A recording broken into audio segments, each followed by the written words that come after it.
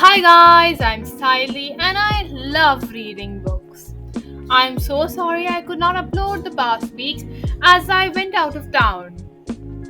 Today I will be reviewing two mysterious books, so prepare to be spooked. Without further ado, let's get started. So, the first book we are going to review today is The Graveyard Book by one of my favorite authors, Neil Gaiman. Now, before we begin, most people, when hearing the name Neil Gaiman, would reminisce about Coraline, which is quite a popular movie to say without doubt. But he has also created numerous other books that can be funny, mysterious, dark, or even light-hearted. I do have another book of his, which I hope to review soon. Okay, so this book follows the life of a young boy named Nobody Owens, or Bod for short, who is raised by kindred ghosts in a cemetery after his parents are murdered. The story begins when Bod was a toddler and witnessed, technically not, his family killed by a mysterious man named Jack. He escapes to a nearby graveyard where the spirits of the deceased decide to adopt him and raise him in their otherworldly home. Over the years, Bod grows up to be surrounded by graveyard spirit and is raised by a guardian called Silas, who isn't quite living or dead, and other strange supernatural beings. As Bod learns more about the world, he also learns about the dangerous man who killed his family, who is still hunting for him.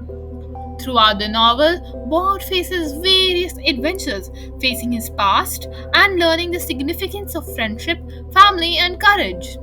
The story explores themes of life, death, and identity as Bod tries to figure out who he is and where he belongs. One more interesting fact is that this book won the prestigious Newbery Medal and Hugo Award, making it a cherished modern classic in children's literature, which makes sense as I do love the impeccable writing and small thrills throughout the book.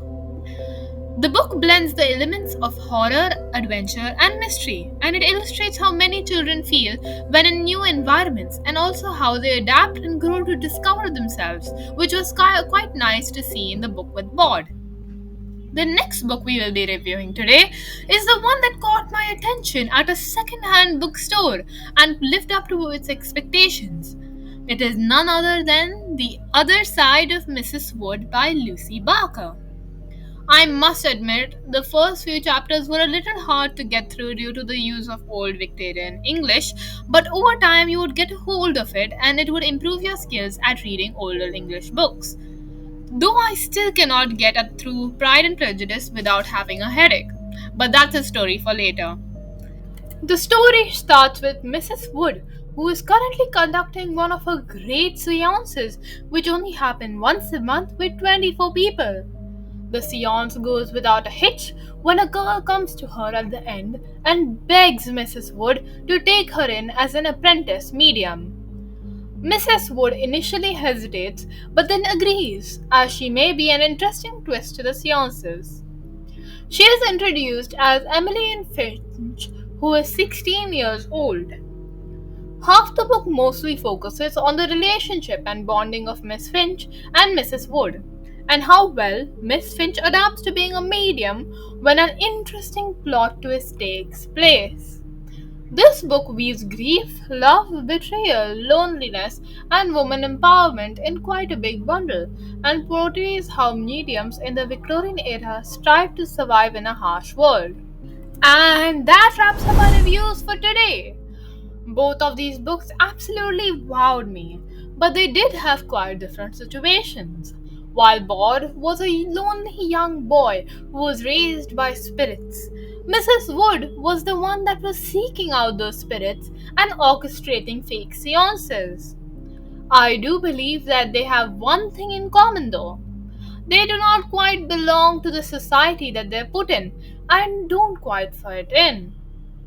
I would rate the Graveyard Book a 3 stars out of 5, as I do believe that this is much rather suited for a young audience, such as 10 plus, due to a little bit of violence. Overall, this book took me 2 hours and around 30 minutes to read with a pace of 110 words per hour. But I would rate The Other Side of Mrs. Wood as a 4 out of 5 stars, as I enjoyed the plot and the rivalry, though some reviews suggest it was too much of a slow paced book.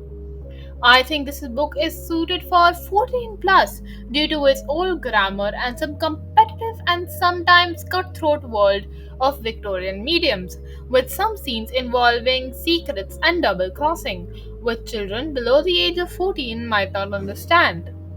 This book took me around 3 hours and 45 minutes to read at the same pace I mentioned earlier. Finally, what do you think? Have you read either of these books or do you have similar recommendations? I would love to hear all of your thoughts in the comments below. As always, thank you so much for watching. If you enjoyed this video, please like, subscribe, and share it with fellow book lovers. Have a fantastic day and happy reading!